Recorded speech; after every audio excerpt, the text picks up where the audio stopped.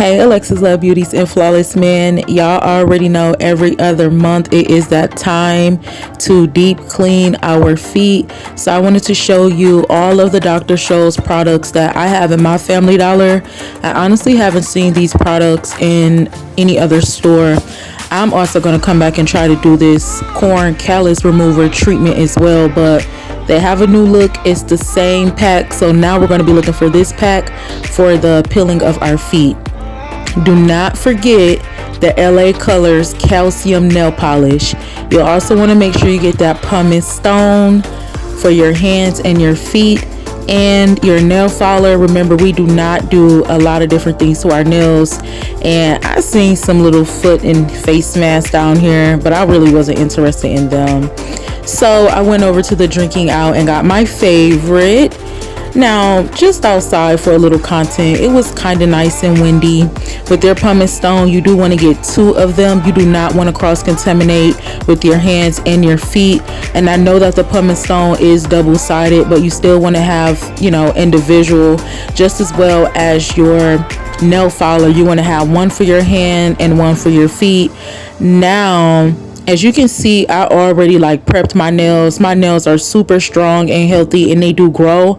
I just like to keep them short, so I use this filer for my hands, and again, use a different filer for your feet. That way you're not, I say, cross-contaminated, because your hands are above your body, your feet is always on the floor, so you just want to make sure you do have different things to use if you can. So I'll leave one in the tub and I'll put one on the sink, and every single time you go and wash your hands and different things like that, you want to use this to keep up your beautiful, flawless hands. Now also, don't forget to make you a basic sugar scrub. I have some with olive oil, shea butter. I put a few things in there, but you can just do sugar and coconut oil. The thing I love the most about these is that you can leave them on for either 60 to 90 minutes. I do love to leave them on for 90 minutes because I love how the tingling sensation of peppermint just gets in there, and I feel like the longer I leave it on, the more skin that peels. So after you prep your nails, because I don't like to use acetone anymore, you want to go in and clean them up with your clippers. Be sure to not clip off your cuticles. We do not do that anymore. Our cuticles are there to protect our finger from getting infected, so we use our hands all the time.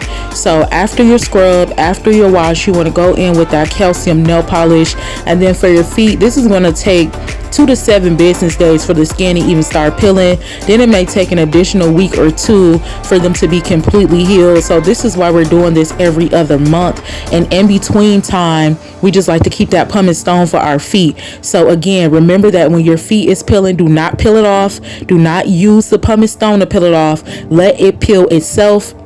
Then when you see that fresh layer of skin, you want to touch it up with that Pumice Stone to maintain the most softest hands and feet on earth.